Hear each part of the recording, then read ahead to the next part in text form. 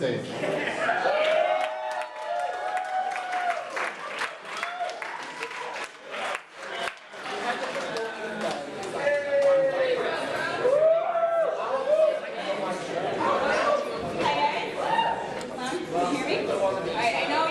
Gift card, so glad. Who won that? Is anyone with us gift card?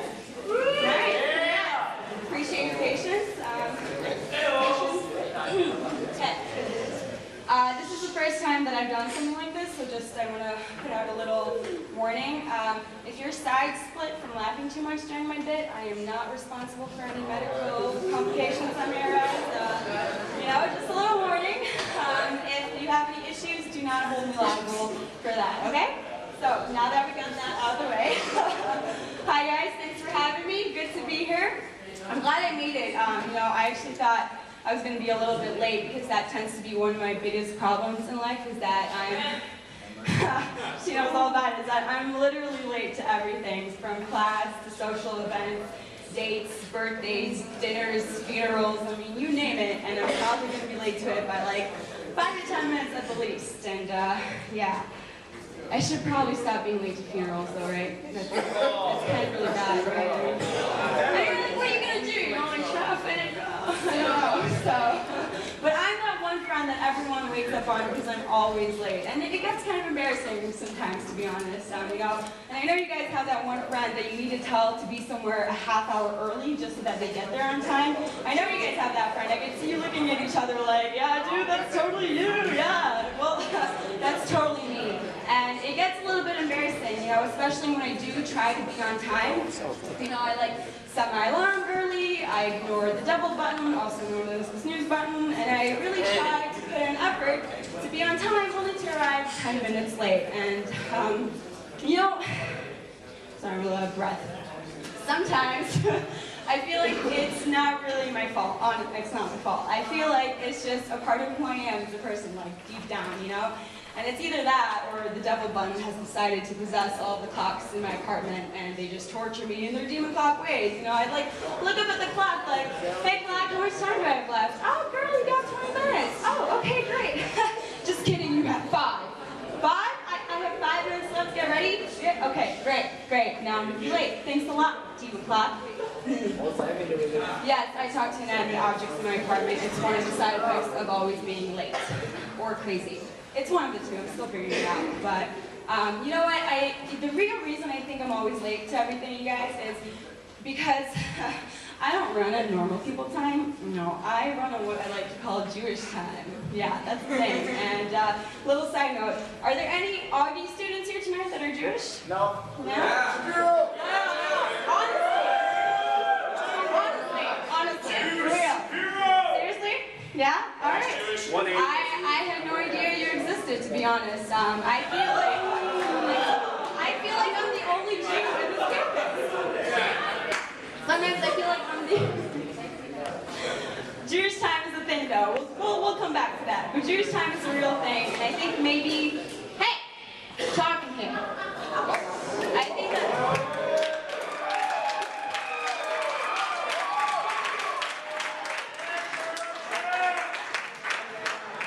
I feel like people from other cultures might be able to relate, right? Because I've heard of like Mexican time, I've heard of Middle Eastern time, Jewish time, right? Latino time, whatever. Jewish time, it's a real thing. Whatever you want to call your cultural time, it exists. Unfortunately, it's not really an excuse that we can use very often, right? You know, like if I'm late to class, I can't be, and my professor's like, Emma, you're 10 minutes late to class again, and I can't just be like, actually, Professor, I'm on Jewish time, so technically I'm early. So we're all good.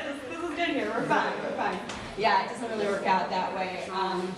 You know, but besides my Jewish time excuse, I do have one other tactic that I like to put into play that I'll share with you guys, and that is what I like to call the blame game, which is where you pick a person in close relation to you, and you pin the blame of your tardiness on this person, right? So, you know, pick your neighbor, your brother, sister, grandmother is a popular choice, I don't know, like your parakeet, ex-wife, whatever, take your pick, right? But you basically take the blame and pin it on this person, so name a person and blame them, easy enough, right?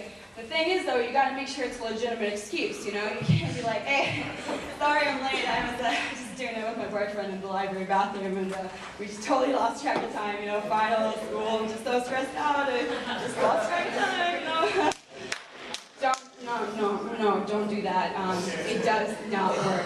Trust me. You want a legitimate excuse that takes up your time, so like usually a medical emergency that you couldn't get out of, right? So, sorry, Jess, but according to my blame name excuses, 99% of my friends have missing limbs from freak accidents, or broken bones, or where they split their head open. My grandma falls down the stairs every other day and breaks her hip. Get your shit together, Grandma. Stop falling down the stairs and making me late. It's ridiculous, But you could use the Jewish time excuse if you want. But the blame name game also works. Just make sure you fill in your friends on it, hey, dude, listen, when you go on public now, I'm gonna need you to limp around a little bit and tuck your arm in and pretend like it's gone because it was actually amputated from that car accident last week, okay? So make sure they're on the same page as you. They might look a little confused. Ignore them. If they're your friend, they'll do it. If not, then you're screwed and I can't help you, and everyone's gonna think you're a liar and hate you. But if you're Jewish like me, you can use the Jewish time excuse. And if you're not Jewish, that's okay. Nobody's perfect, right? So, besides that, though, besides the Jewish time excuse with the whole Jewish time and being one of the few Jewish students on campus, it does get a little bit interesting, especially around the holiday season. We just had Easter and Passover going on, where Passover actually fell on the same time as Easter, so that was kind of cool. A little clarification for anyone who doesn't know. Passover is not the Jewish version of Easter, okay? No, don't say that. Just like Hanukkah is not the Jewish version of Christmas. They have nothing to do with each other, okay? But being a Jewish student in a predominantly non-Jewish school, it gets interesting around the holidays just because, I don't know anything about Christian holidays except for the fact that they have something to do around Jesus being born, dying, or coming back as a zombie or something like that, right? So I'm not really, that's as far as my knowledge goes of that. That's as far as my knowledge goes for Christian holidays. And, take Easter for example. I think that's the holiday that confuses me the most, just because I really don't understand what Jesus dying and coming back to life has to do with a bunny that poops eggs. You know what I mean? I really don't get that. Did Jesus have some magical pet bunny that did this that I didn't know about? Was crossbreeding different species of animals to make this happen part of these miracles that it talks about in the Second Testament? Because I haven't read that one. I stick with the original, so I wouldn't know. But I guess if a Jew can split the sea, then Jesus can make a bunny that poops. Eggs, right? That totally makes sense. I have this theory that Easter eggs are Jesus' way of letting us know he's always watching us, he's marking his territory, right? Which would explain why I don't have any Easter eggs in my house, and I feel like he's kind of still mad at me for the whole cross thing, sorry, but I don't know. I said I was sorry. Hey, I said I was sorry. All right, I apologize. But you know what? Here's the only thing. I'm still left with this confusion though, because Jesus was a Jew, right? So why don't Christians celebrate Jewish holidays? I'm sure Jesus did at one point or another. So why doesn't everybody just join in on the fun? I'm sure Jesus, spun some dreidels on Hanukkah and ate some matzo ball soup on Passover. And I feel like you guys should just join in on the fun. It's really great. Has anyone, by a show of hands, has anyone ever had authentic matzo ball soup, real good matzo ball soup? Anyone? Yeah, all right. You guys know how to live. The rest of you guys, what the fuck are you doing with your lives? Seriously, matzo ball soup. You need to get out there and stuff your face with some matzo ball soup. It's some good shit. I'm telling you, it's so good. You guys need to try it out.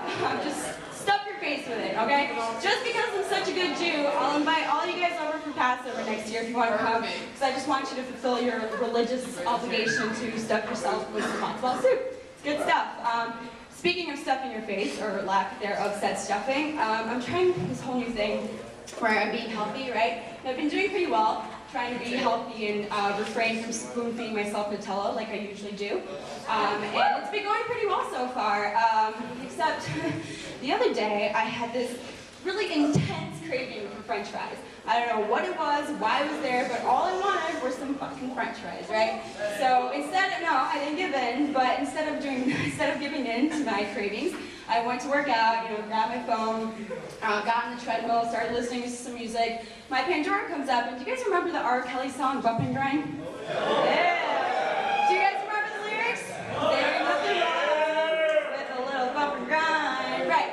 All I could hear was, and I shit you not, there ain't nothing wrong with some French fries, right? And I'm like jogging on the treadmill, like, oh, French fries, yes, have you ever thought of food so much? Like, have you ever had such an intense craving that it literally turned you on? I would think of French fries, and my nipples would get hard, and I'm like, French fries, where? Show me, and it was really crazy. Like, at one point, I couldn't determine whether it was my hormones or my stomach that was like, beep, beep. Like, I really couldn't tell the difference. The lines were a little bit blurred. But if anything, guys, one advice I'll give you before I wrap it up and stop talking about my nipples is live a healthy life, but don't forget to treat yourself once in a while, Because as much, yes, I said nipples, get over it, wrong color. As much as I love to be healthy, it's also really good to treat yourself, am I right? You gotta treat yourself a little bit.